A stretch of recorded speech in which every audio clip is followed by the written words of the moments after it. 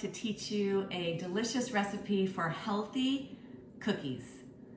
These are going to be oatmeal cookies, and you decide whether you want to add raisins, chocolate chips, walnuts, or coconut.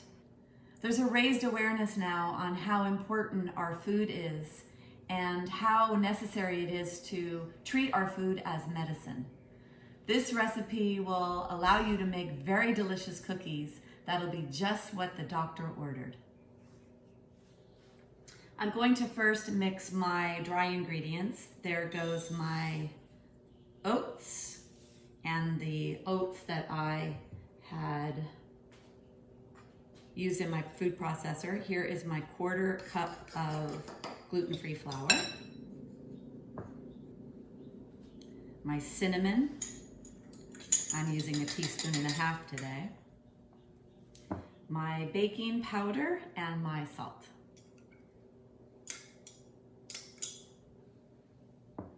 I like to use a fork when I'm mixing because I like things to move through the tines of the fork and get all of this mixed up so you have a more even distribution of your ingredients.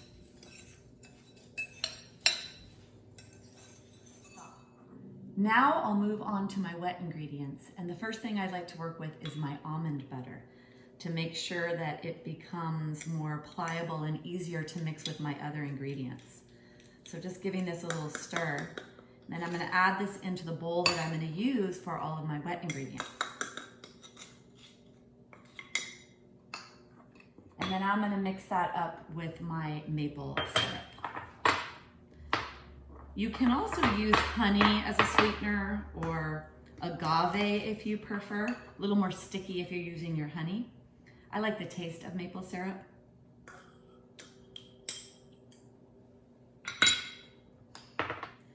I'll then add my vanilla, and then I will add my 2 tablespoons of water.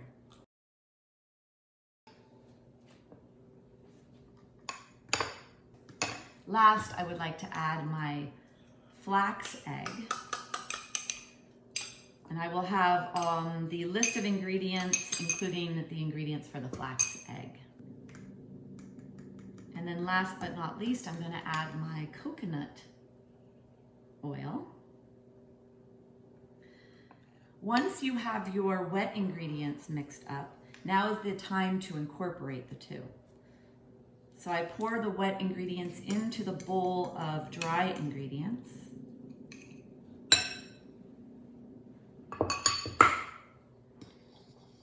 And stirring from the middle to draw into the middle from the sides, I bring the outside of the cookie into the middle.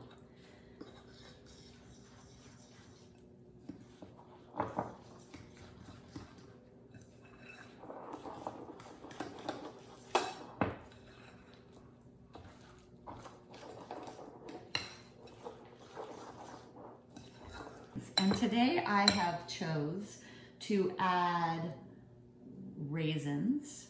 Of course, if you don't like raisins, you can leave them out. I am going to also add chocolate chips. So today I'm going to add everything. It's going to be everything goes kind of day.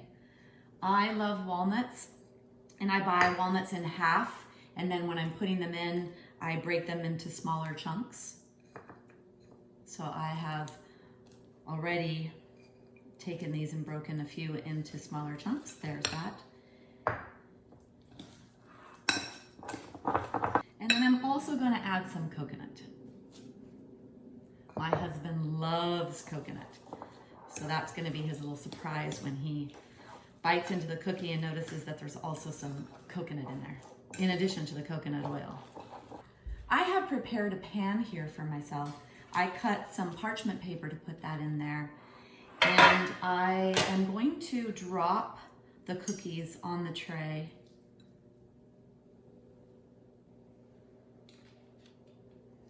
If you like your cookies to be soft in the middle, you can keep your cookies in a more rounded form.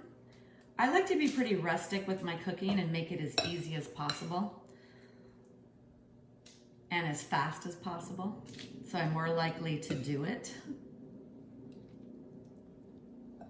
And then depending on how big you like your cookies to be, You may get anywhere from 14 to 18 cookies in this recipe.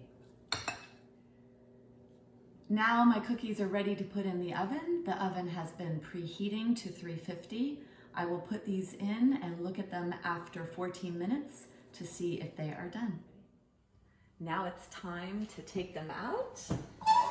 And I smell it. The minute I open the door, I could smell. So I'll put these on the side and let them cool down before I eat them.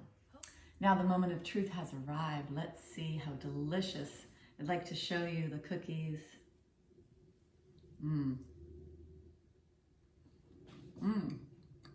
I taste everything. Walnuts, raisins, chocolate chips.